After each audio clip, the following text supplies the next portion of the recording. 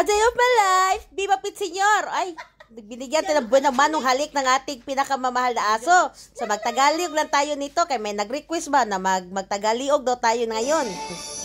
Pagdating natin sa simbahan ba, sus, nagsayo-sayo naman sila nito. Ay, ganito ang Pit Senyor dito sa Kuwait.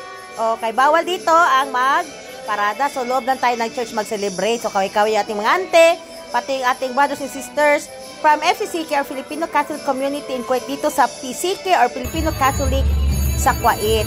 So while doing dancing, magbibigay po tayo ng trivia. Bakit ba pinagdiriwang ngayon ang piyesta ng Senior Santo Niño?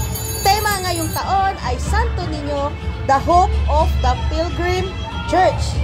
Ang pagdating ng banal na batang Santo Niño sa Pilipinas ay nagbigay inspirasyon sa malalim na pananampalataya kung saan marami ang nagpatotoo na sa mga biyayang kanilang natanggap.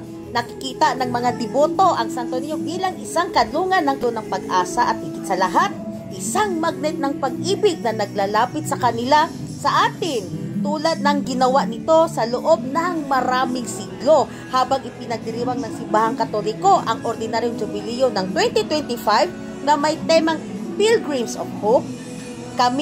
Tayo, mga Pilipinong Katoliko, ay muling pinagtitibay ang ating debosyon sa Santo Niño na naging instrumento sa pagtatag at pagpapanatili ng ating pananampalatayang Kristiyano sa bansa at paggabay sa ating paglalakbay ng pananampalataya.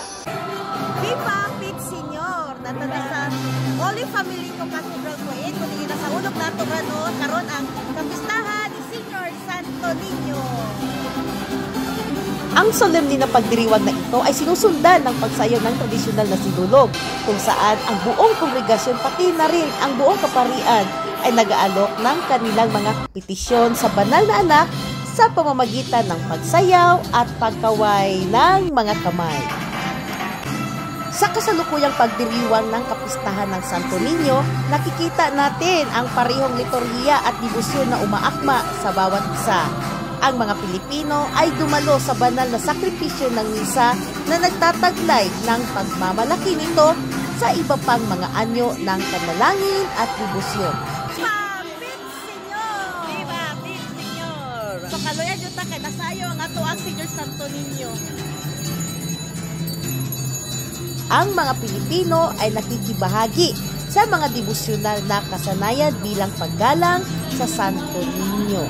Ang pinakakaraniwan ay ang Sinulog Dance, isang sayaw na isang anyo ng panalangin at hindi isang pagganap.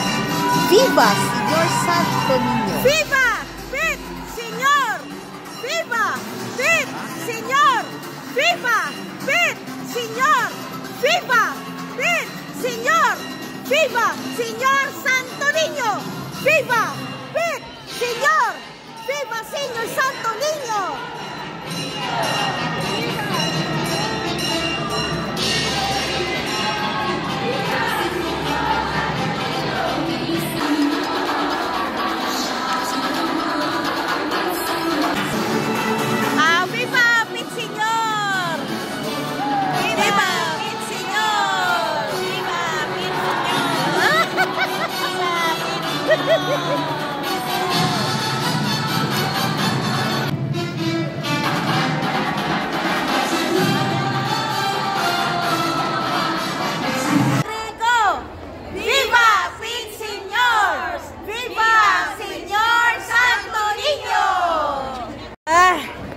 Pit Senyor tama na langga. So Pit Senyor, ala ko ba na to sa church siya kaway-kaway sa mga Bisaya diha.